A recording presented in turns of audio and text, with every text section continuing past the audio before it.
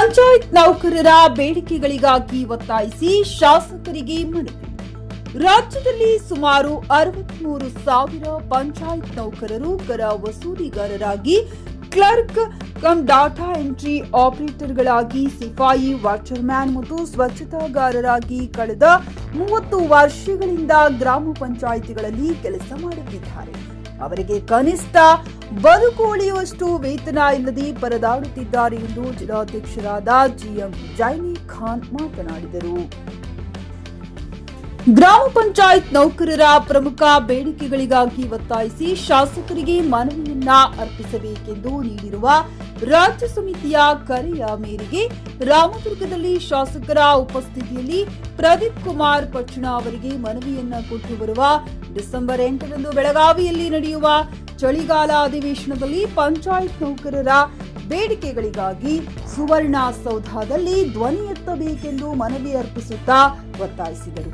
ಇತ್ತೀಚೆಗೆ ತೆರಿಗೆ ವಸೂಲಿಗಾಗಿ ಅಧಿಕಾರಿಗಳು ತುಂಬಾ ಒತ್ತಾಯಿಸುತ್ತಿದ್ದಾರೆ. ಕಳೆದ 3-4 ತಿಂಗಳ ಹಿಂದೆ ಇಡೀ ರಾಜ್ಯಕ್ಕೆ ಮಾದರಿಯಾಗುವ ರೀತಿಯಲ್ಲಿ ಬೆಳಗಾವಿ ಜಿಲ್ಲೆಯಲ್ಲಿ ಕರ ವಸೂಲಿಗಾರರು 12 ಕೋಟಿ ರೂಪಾಯಿ ತೆರಿಗೆ ಸಂಗ್ರಹ ಮಾಡಿದ್ದಾರೆ. ಆದರೆ ಸರ್ಕಾರದ ಆದೇಶದ ಪ್ರಕಾರ ವಸೂಲಿಯ ಶೇಕಡಾ 40ರಷ್ಟು ಮೊತ್ತವನ್ನ ಸಿಬ್ಬಂದಿಯ ಎಷ್ಟೋ ಖಾತೆಗೆ ಹಾಕದೇ ಇರುವುದು ಸರ್ಕಾರದ ಸುತ್ತೋಲೆ ಅಧಿಕಾರಿಗಳು ಉಲ್ಲಂಘಿಸಿದ್ದಾರೆ ಎಂದು ಜೈನಿ ಖಾನ್ ಆಕ್ರೋಶ ವ್ಯಕ್ತಪಡಿಸಿದರು. ಬೇಡಿಕೆಗಳನ್ನ ಬೆಳಗಾವಿ ಜಿಲ್ಲೆಯ ಎಲ್ಲಾ ಶಾಸಕರು, ಸಚಿವರು ಮತ್ತು ವಿಧಾನ ಪರಿಷತ್ ಸದಸ್ಯರು ಮುಂಬರುವ ಚಳಿಗಾಲ ಅಧಿವೇಶನದಲ್ಲಿ ಪಂಚಾಯತ್ ನೌಕರರ ಬೇಡಿಕೆಗಳ ಪರವಾಗಿ ಧ್ವನಿ ಎತ್ತಬೇಕೆಂದು ಪ್ರತಿಭಟನಾಕಾರರು ಒತ್ತಾಯಿಸಿದರು. ಕಾರ್ಯಕ್ರಮದಲ್ಲಿ ತಾಲೂಕು ಅಧ್ಯಕ್ಷರಾದ ದಿಲೀಪ್ ಬೋವಿ, ಕಾರ್ಯದರ್ಶಿ ಕೇಶವ ದಾಸರ, ವೀರಭದ್ರ ಕಂಪ್ಲಿ, ನಾಗಪ್ಪ ಸಂಗೊಳ್ಳಿ, ನಿಂಗಮ್ಮ ಕಲ್ಲೂರ, ದ್ಯಾಮಣ್ಣ ಪಡವೀರ ಮತ್ತು ಇತರರು ಉಪಸ್ಥಿತರಿದ್ದರು.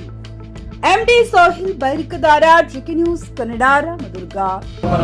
ಪರಿಗಣಿಸಬೇಕು ಮತ್ತು ಅವರಿಗೂ ಕನಿಷ್ಠ ವೇತನವನ್ನು ನಿಗದಿ ಮಾಡಬೇಕು ಅನ್ನುವಂಥದ್ದು ಮತ್ತು ಪ್ರತಿಯೊಂದು ಪಂಚಾಯಿತಿಗೆ ದ್ವಿತೀಯ ದರ್ಜೆ ಲೆಕ್ಕ ಸಹಾಯಕ ಹುದ್ದೆಯನ್ನು ತುಂಬಬೇಕು ಅನ್ನುವಂಥ ಈ ರೀತಿಯ ಪ್ರಮುಖವಾದಂತಹ ಬೇಡಿಕೆಗಳನ್ನು ಇಟ್ಕೊಂಡಿವಿ. ಹೀಗಾಗಿ ನಮಗೆ 17 ಬೇಡಿಕೆಗಳಿದಾವು. ಅದರಲ್ಲಿ ಈ 6 ಪ್ರಮುಖ ಬೇಡಿಕೆಗಳ ಪರವಾಗಿ ಇಡೀ ಕರ್ನಾಟಕ ರಾಜ್ಯದ ಮತ್ತು ಬೆಳಗಾಂ ಜಿಲ್ಲೆಯ ಬೆಳಗಾಂ ಜಿಲ್ಲೆಯಲ್ಲಿ ಡಿಸೆಂಬರ್ 18ರಂದು 18ರಿಂದ 19ರವರೆಗೆ ಏನು ಚಳಿಗಾಲ ಅಧಿವೇಶನ ನಡೆಯಕತ್ತೈತಿ. ನಾನು ರಿಕ್ವೆಸ್ಟ್ ವಿನಂತಿ ಮಾಡ್ಕೊಳಕ್ತೀನಿ ಬೆಳಗಾಂ ಜಿಲ್ಲೆಯ ಎಲ್ಲ MLCಗಳಿಗೆ ಮತ್ತು ಎಲ್ಲ ಶಾಸಕರಿಗೆ ವಿನಂತಿ ಮಾಡ್ಕೊಳಕ್ತೀನಿ. ಈಗಾಗಲೇ ನಿಮ್ಗೆಲ್ಲರಿಗೂ ಮನವಿಗಳನ್ನು ನಮ್ಮ ಪಂಚಾಯತಿ ನೌಕರು ಬಂದು ಕೊಟ್ಟಿರಬಹುದು. ದಯವಿಟ್ಟು 8ನೇ ತಾರೀಕಿನಿಂದ 19ನೇ ತಾರೀಕುವರೆಗೆ ನಡೆಯುವಂಥ ಚಳಿಗಾಲ ಅಧಿವೇಶನದಲ್ಲಿ ಈ ಪಂಚಾಯತಿ ನೌಕರರ ಪ್ರಮುಖ ಬೇಡಿಕೆಗಳಿಗಾಗಿ ತಾವು ಅಧಿವೇಶನದಲ್ಲಿ ಧ್ವನಿ ಎತ್ತಬೇಕು ಅಂತೇಳಿ ನಾನು ಗ್ರಾಮ ಪಂಚಾಯತಿ ನೌಕರ ಸಂಘದ ಪರವಾಗಿ ಕಳಕಳಿಯಾಗಿ ವಿನಂತಿ ಮಾಡುತ್ತೇನೆ. ನಮಸ್ಕಾರ. ಗ್ರಾಹಕರ ಸ್ಯಾಟಿಸ್ಫ್ಯಾಕ್ಷನ್ ನಲ್ಲಿ ನಂಬರ್ 1 ತೃಪ್ತಿಕರ ದೈಹಿಕವಾದ ಹುಮ್ನಾಬಾದ್ನ ಎಸ್ವಿ ಟಿವಿಎಸ್ ಶೋರೂಮ್ ನಿಮಗಾಗಿ ತರುತ್ತಿದೆ ಹೊಸ ಮಾಡೆಲ್ಗಳ ಹೊಸ ಬೈಕ್ಗಳು. ಇಲ್ಲಿ ಟಿವಿಎಸ್ ನ ಸ್ಪೇರ್ ಪಾರ್ಟ್ಸ್ ಹಾಗೂ ಸರ್ವಿಸ್ ಕೂಡ ಲಭ್ಯ. ಹಾಗಿದ್ರೆ ತಡೆಯಾಕೆ ಹಿಂದೆ ಭೇಟಿ ನೀಡಿ. ನಾಗಲಕ್ಷ್ಮಿ ದಾಬಾ ಹತ್ತಿರ, ಗುಲ್ಬರ್ಗಾ ರೋಡ್, ಹುಮ್ನಾಬಾದ್. ಹೆಚ್ಚಿನ ಮಾಹಿತಿಗಾಗಿ ಸಂಪರ್ಕಿಸಿ 8494951009.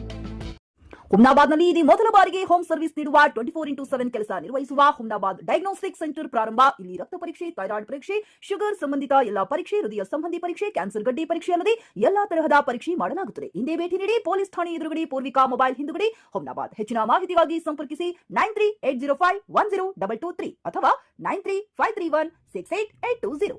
ಹುಮ್ನಾಬಾದ್ನ ಶಿವಚಂದ್ರ ಕಾಲೋನಿ, ಗುಲ್ಬರ್ಗಾ ರೋಡ್ನಲ್ಲಿರುವ ಕಡಾಳಿ ಆಸ್ಪತ್ರೆಯಲ್ಲಿ ಉತ್ತಮ ಸೇವೆ ನೀಡಲಾಗುತ್ತಿದೆ. ಇಲ್ಲಿ ಗರ್ಭಿಣಿ ಹಾರೈಕೆ, ನಾರ್ಮಲ್ ಮತ್ತು ಸಿಸರಿನ್ ಹೆರಿಗೆ, ಗರ್ಭಕೋಶ ಸಂಬಂಧಿತ ಶಸ್ತ್ರಚಿಕಿತ್ಸೆ, ಬಂಜೇತನ ಮತ್ತು ಕ್ಯಾನ್ಸರ್ ಸ್ಕ್ರೀನಿಂಗ್, ಎಲುಬು ಕೀಲು ತಜ್ಞರು, ಆಕ್ಸಿಡೆಂಟ್, ಮೂಳೆ ಮುರಿತ, ಬೆನ್ನು ನೋವು ಸರ್ಜನ್ ತಜ್ಞರು, ಅಪೆಂಡಿಕ್ಸ್, ಅರ್ನಿಯಾ, ಹೈಡ್ರೋಸೆಲ್ ಚಿಕಿತ್ಸೆ ನೀಡಲು ವಿಶೇಷ ವೈದ್ಯರು ಲಭ್ಯ.